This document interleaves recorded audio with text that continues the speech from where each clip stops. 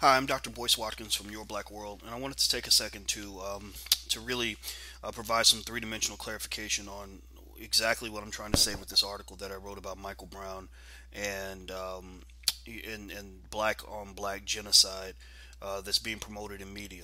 Now, first, I want to make this very, very clear that police brutality is a serious problem all throughout the country. I mean, that's the reason I joined Michelle Alexander and Cornel West and Jerome McCory and Carl Dix in the October month of resistance against police brutality and mass incarceration and police terror.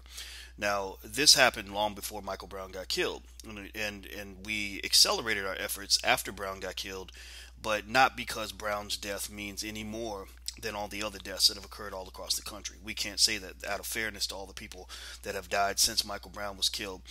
Police brutality has been a long existing problem. It's been very difficult to get people to fight on this issue. Recently, protest has become kind of a trend, a little bit of a fad, and you see people who normally aren't involved in anything really suddenly marching and speaking and throwing their hands up and stuff like that, which I think is a good thing in the right context. The problem is that in some cases we don't have sustained effort when it comes to these sorts of things. We'll protest for a while, we'll get mad about Trayvon, get mad about Eric Garner, but when it's all said and done, no laws have changed, nothing's changed.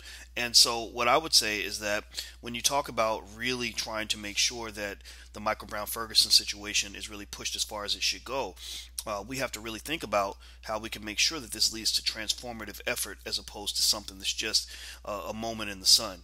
Because people don't understand this, and they probably some people maybe even get annoyed with me about this, but I haven't been caught up as much in the Michael Brown situation, not because I don't care. I mean, I care deeply about what happened here, but we cannot get so caught up in one person, one incident, one city that we forget about all the people, all the incidents, all the cities across the country. There's a Ferguson in every town, and Ferguson's just one city with 20,000 people in it. So if you go into Ferguson, and let's say you change the whole police department, and the police department's 100% black, and they look like the Jackie Robinson West Little League baseball team with all black people.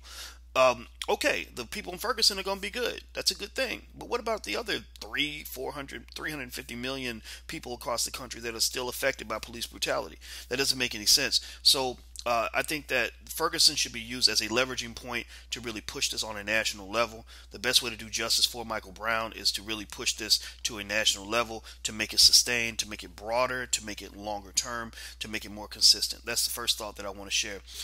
Second thought is, when you bring up this issue of black on black crime, when you bring up the issue of black genocide being promoted in mass media, which is pretty popular in entertainment now, since gangster rap has kind of really took off. It took off 20 years ago, but it's still pretty strong. People start to really want to sort these conversations into these liberal versus conservative debates. Well, I think that's stupid. I hate that. I hate the idea that black people are forced to sit in a box. Either you're a conservative or you are a liberal.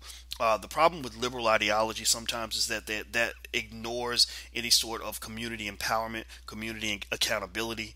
The fact that we as black people do have some role, a very strong role in controlling our destiny. We don't have to sit around and wait for white people to eliminate racism before we start dealing with the killers, gangsters, and thugs and idiots in our own community. No, we deal with all that at the same time. The conservative ideology, unfortunately, gets to a point where you want to let white folks off the hook. You somehow forget about the fact that part of black accountability means pushing forth on the issue of white accountability. It means pushing white institutions, white individuals, white collectives to do what is right when it comes to racism and racial inequality, dealing with the wealth gap, dealing with reparations, dealing with police brutality, and all these things that are really perpetuated by predominantly white institutions. I mean, let's just be real. Even in hip hop, when you see these people, these misguided zombies that will celebrate the genocide of black people in their music, many of them are being backed and financed by big white corporations. Now, some of those corporations are black, though. And what does that mean? That means we have to really start rethinking what it means when we talk about us and them. Us does not mean all black people, because let me just tell you this hardcore reality. Not every black person is your friend. Not every black person is willing to work hard and sacrifice to save black children. Some black people will sell you and your son up the river for $1.50. Okay? When you talk about a hip hop artist who knows that it's wrong to glorify the murder and genocide of young black boys, many of those artists They might be intelligent enough to know that it's wrong. They're educated enough to know that it's wrong, but they're taking that money and they're going to spread this message that is destructive to the people who are affected. But they don't care because BET's paying them big. BET, which is owned by Viacom, so BET is not a black-owned company. Let's make sure we're clear on that. They're going to take this BET money, this Clear Channel money, this money from these other corporations that make a profit from the death of your son, and they're going to be happy about that. And then they're going to turn around and say, "Well, it's just music. Music doesn't affect anybody." And if you don't believe, if you're not convinced that marketing works, which it does, that's why corporations spend billions of dollars on marketing. I'll give you a good example. A bottled water is not that much better than the tap water in New York City. But bottled water companies actually pushed messages that let people think that it was healthier to drink bottled water. Bottled water is cleaner. You need to drink eight glasses of water a day. People bought into that. The bottled water industry took off. And it led to problems with water supply for people around the world who can't get access to clean water now. So ultimately, marketing does have an impact. Another interview you should really check out is what I did with Dr. Monica Ogando on my YouTube channel, which is youtube.com/Dr. Boyce Watkins.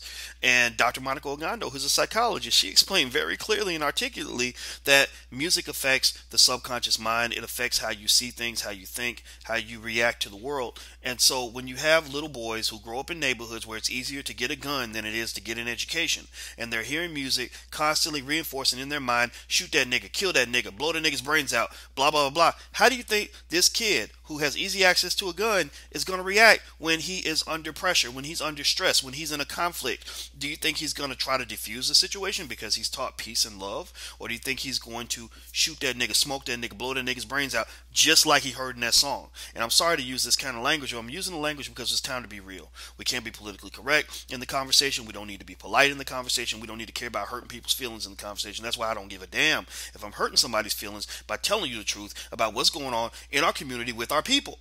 So here's the thing. Here's the thing that you have to understand too.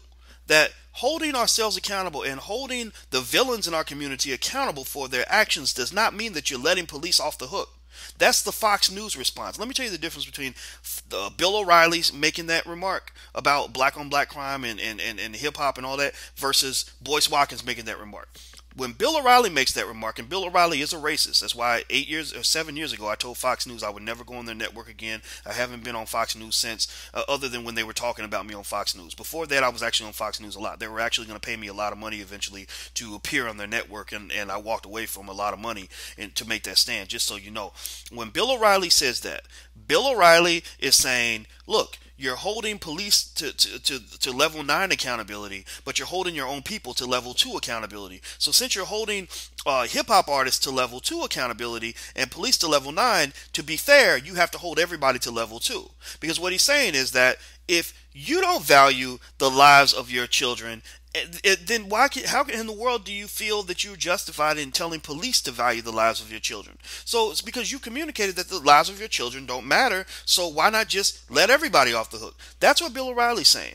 Now I'm saying that, look, if we're holding police to level 9 accountability and we're holding hip-hop artists to level 2 accountability, or other people who emulate hip-hop artists at level 2 accountability, and I'm not talking about all hip-hop, I'm talking about the toxic stuff. I'm not talking about great artists like D1, Immortal Technique, Killer Mike, guys like that. I'm talking about the thugs and the guys that unfortunately have been brainwashed into believing that killing another black man is the way to success. If you're holding police to level 9 accountability and hip-hop artists to level 2 accountability, no, you need to hold everybody to level 9 accountability. You need to tell everybody that black life is precious and valuable, and we are not going to let you hurt our children, no matter who the hell you are, no matter what color skin you have, whether you are an enemy that is foreign or domestic. We will deal with you with equal ferocity, no matter where you come from. And that's what I'm saying that we need to understand when you're talking about protecting our kids. Because one thing that is true is that it's hard to convince other people to value the lives of your kids if you don't value the lives of your kids. If you celebrate their genocide, if you sing and dance to music that is promoting and marketing the idea that killing a young black man simply does not matter, that does not make any sense. So another good interview you should check out is one that I did with the rapper D1. D1 takes what Dr. Monica Ogando said, out of the academy, and he breaks it down into simple terms in a way that makes perfect sense, that there's a real life application. Now, D1 is literally, I hope he's the future of hip hop. This brother is bad. He's brilliant. He's charismatic, articulate. He's got hella flow. And he's just like Lil Wayne, actually. He's like, it's like in the Wizard of Oz, you have the good witch and the bad witch, how they're like polar opposites of each other. In my mind, he's the polar opposite of Lil Wayne. He's got the New Orleans swag. He has the dreads like Lil Wayne. He loves the city like Lil Wayne. He's got street cred like Lil Wayne. He's seen the streets like Lil Wayne. He's just like Lil Wayne. The only difference is that their lyrical content is entirely polar opposites of each other. And here's what happens. Here's what happened when I talked to D1. D1 made a very good point. D1 said, when my boy got murdered in a drive-by, he said, I guarantee you that when they were sitting in that car on their way to murder my boy, I bet you they wasn't listening to no country music. He said, I bet you they wasn't listening to no love songs. And so you have to ask yourself, why is it that African Americans are the only group of people that are consistently sprinkled with music that promotes the genocide and the death of their own people? Do they do that to white people? No. Do they do that to Jews? No. Do they do that to women's groups? No. Do they do that to gay people? No. They do it to you. And the reason they do it to you is because you don't care. So what I would say at the end of the day is that, okay, if we want to protest Mike Brown, let's do it. Fine. Let's keep doing it. It's good to make a point here. But number one, take that national. Make it prolonged. Make it consistent. Make it really matter. Number two, make sure everybody respects the lives of our children, including black people who've chosen to sell out your kids for the money. Be consistent across the board, be strong across the board, and let everybody know that we're not going to let anybody kill our kids, because a bullet doesn't hurt any less just because it's fired by a black man. And that's just real. That's what we have to talk about. That's what we got to deal with, as we also deal with the bigots in these police departments and all these other people that are terrorizing our kids. We got to deal with all of that.